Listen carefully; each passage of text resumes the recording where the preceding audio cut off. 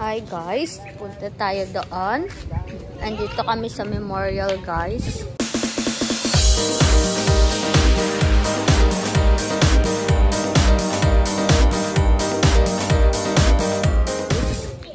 And this.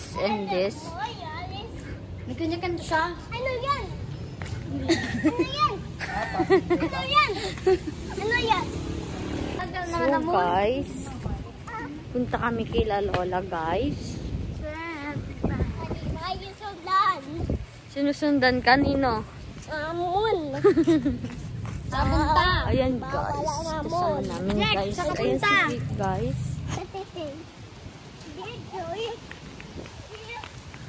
Ayun si Lola guys. Ay si Tita. Sa Morial daw siya. Nagdidilig sila. Nagbuhos. Oo.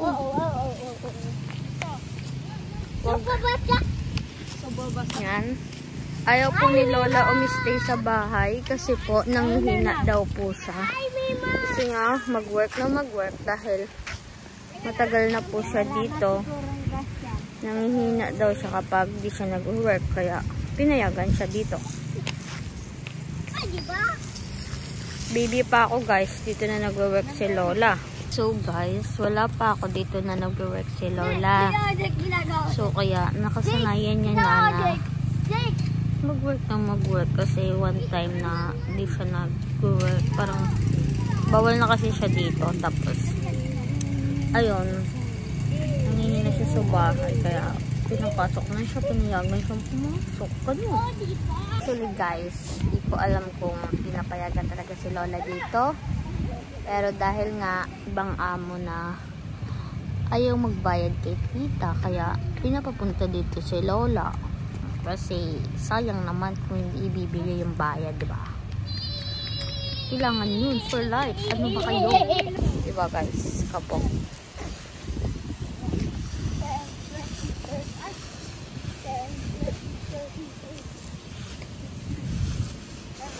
Babad yan.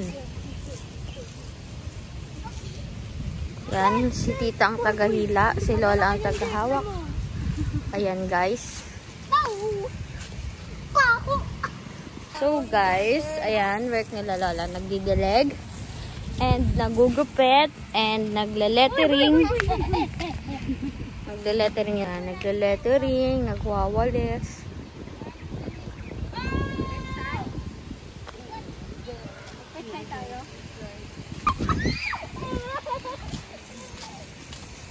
Yan guys.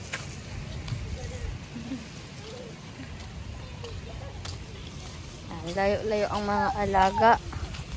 Kasi di naman magkakasunod alaga. Dapat meron din iba. Iba rin nag-aalaga dyan. Iba-iba yan silang caretaker. Tawag ka la. Ang tawag sa kanila ay caretaker. Tagapag-alaga. Ayan. Tabi po. Si Bata. Tabi po. Tabi po. Anjay. Guys, pupunta kami sa CR. Ay guys, kilala nyo ba si Noy ng Batang Quiapo? Yung kaibigan ni Tindeng. Pumupunta yan siya dyan. Yan. Diyan, tumatambayan siya dyan. Pero ano na November?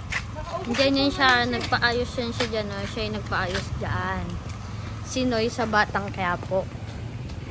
So, ayun. Ito tayo sa CR. Ito ang CR.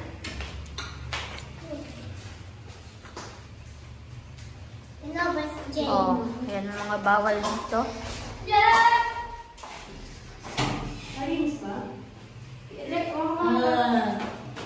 Guys, ang gaganda ng mga flowers dito. Sunset.